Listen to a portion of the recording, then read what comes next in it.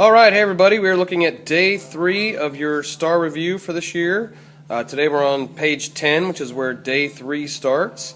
And as you see, this is campus checkpoint number 5.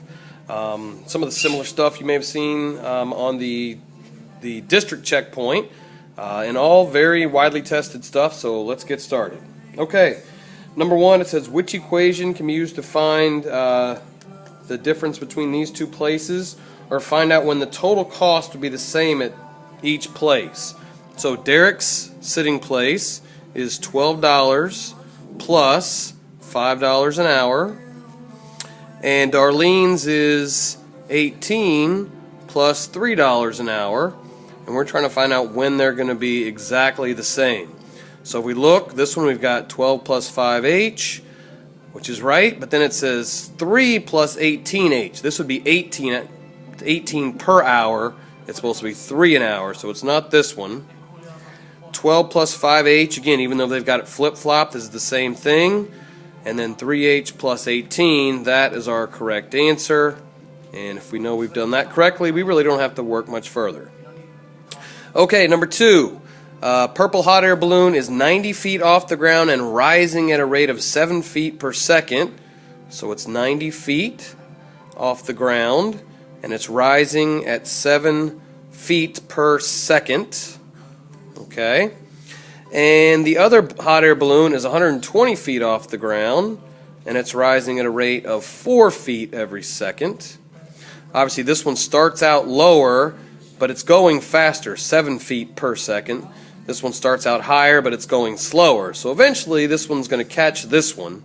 And to figure out what they're wanting to, what they want us to know here, it says which inequality could represent the situation and determine after how many seconds the purple hot air balloon will be higher or greater than the yellow. So since this is our purple balloon, we're trying to find out when this side's going to be greater.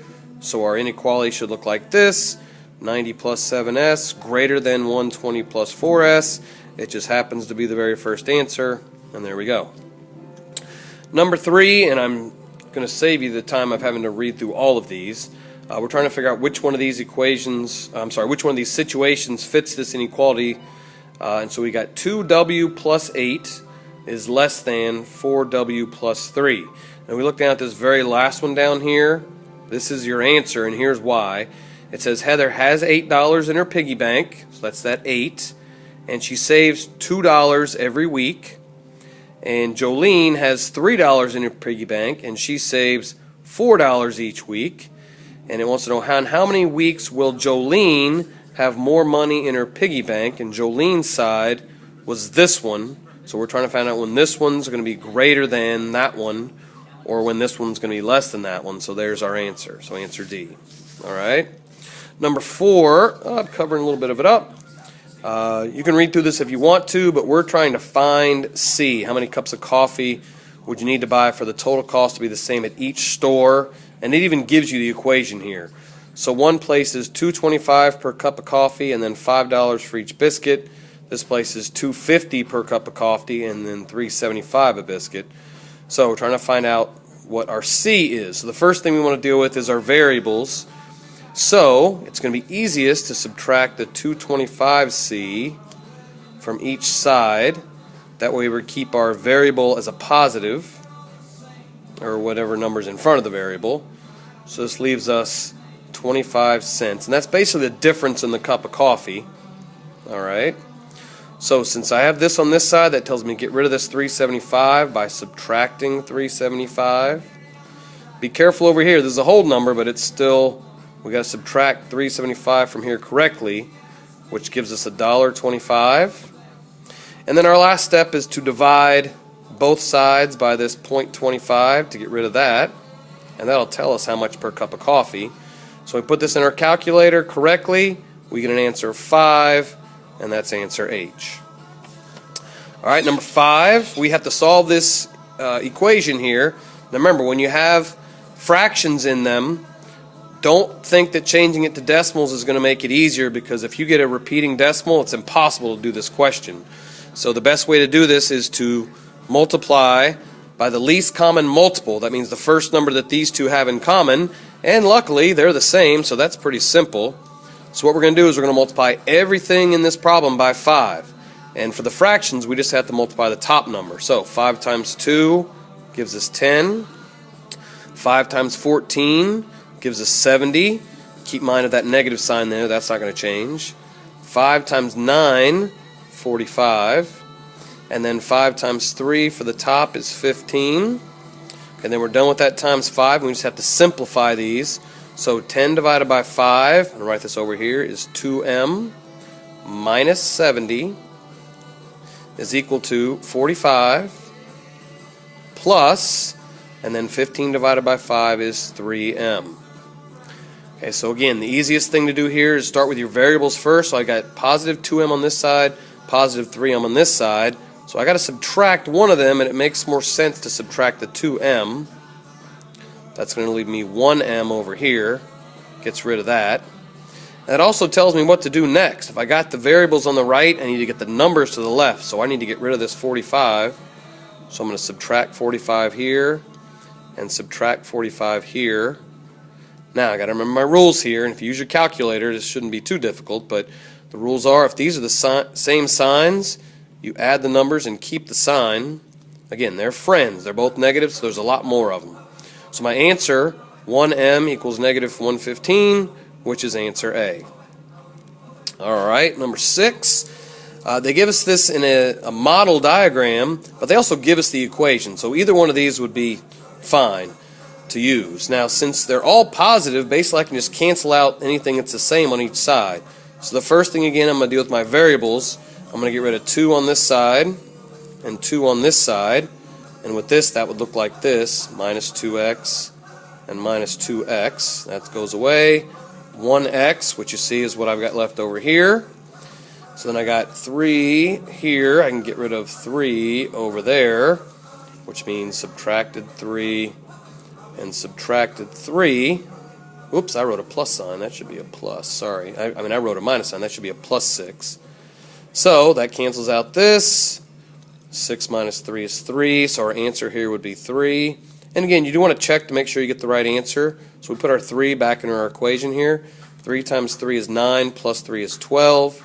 2 times 3 is 6, plus 6 is also 12. And since those are equal, I have proven that answer correct. Alright, number 8 on the back, or on the back of that page. We're trying to figure out something about what has happened here. Now, if I look at this, I should see that this is just a simple translation. They just slid this shape down and left, okay? They didn't reflect it over anything. They didn't rotate it. If they rotated this one, it would actually be pointing like this way, the way my pen's now going, okay? So, we want to look for something that says translation. So the first one says rotation. That's not right. Reflected. No, it's not. And I've got 2 answers here that are both translations. And we started with this one. We really just got to figure out how they got from here to here. So pick any point. I would pick that one. And once you figure out that they had to go 8 down first, and look at the answers, you see that only one of them goes 8 down. And to check, you might want to actually count 8 left just to make sure. But yes, it goes down 8 and 8 left to solve that one. All right. Number 9, we got a triangle. And I already did the reflection for you. So the reflection, it says, was across the x-axis, which we have to be careful. There's the x-axis. If I want to reflect it over that, it's got to cross over that pen there. And if I zoom in or get closer here, if it focuses, which I don't think it will, but anyway, it is currently 1 above the x-axis, so it has to be 1 below. Same thing with this one, 1 above, 1 below. This one is 5 above, so we put it 5 below. And all we really got to do is check out where these new points are. So this first one here is 1, negative 1. So then I check, and there's 1, negative 1 here. The second one doesn't have that one, so it's not B. The third one is backwards, negative 1, positive 1. That's not it. And it's got that one twice. So that tells us it must be the first one is the answer. But we are going to check just to make sure. So negative 2, negative 5 is this one. And then negative 3, negative 1 is that one. So we got all 3 correct points. All right, and the last one. It says triangle J is shown on the coordinate plane. There's triangle J. We're going to rotate it 180 degrees clockwise about the origin to triangle J prime. Now remember, when you do a rotation, all you have to do is, when it's a 180 degree rotation, is just change the signs on the numbers. So since this one is 2, 4, we're going to make it -2, -4, so it's here. This one that is 2, 0 is going to become -2, 0, and then 0, 0 is going to stay in the same point. So there's our rotated shape, rotated 180 degrees. And then we just got to look at the answer. So the size